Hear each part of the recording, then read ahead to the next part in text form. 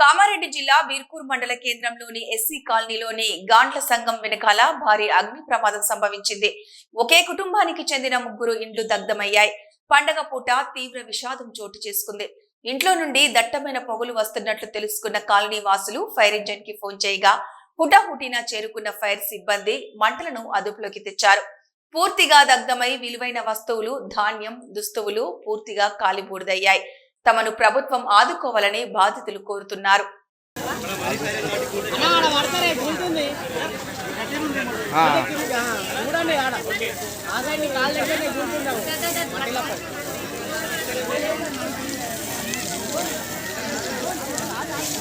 మా అనాథ రక్షకుడు మా నిల్వ వెళ్ళిపోతుంది.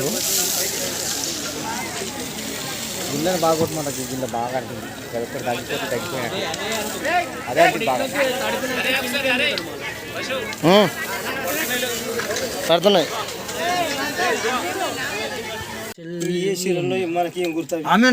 ఆమె వచ్చింది, దులిపేసినాం, అన్ని పోయినాం. ఏం లేవు, ఆమె ముంగటిని దులిపినాం. రాలేరా ఎండ పెడుతుంది, మనకి ఆమె ఉండాలిరా. నేను అందుకని ఇంట్లో గంగక్కున్నది దులిపేసింది.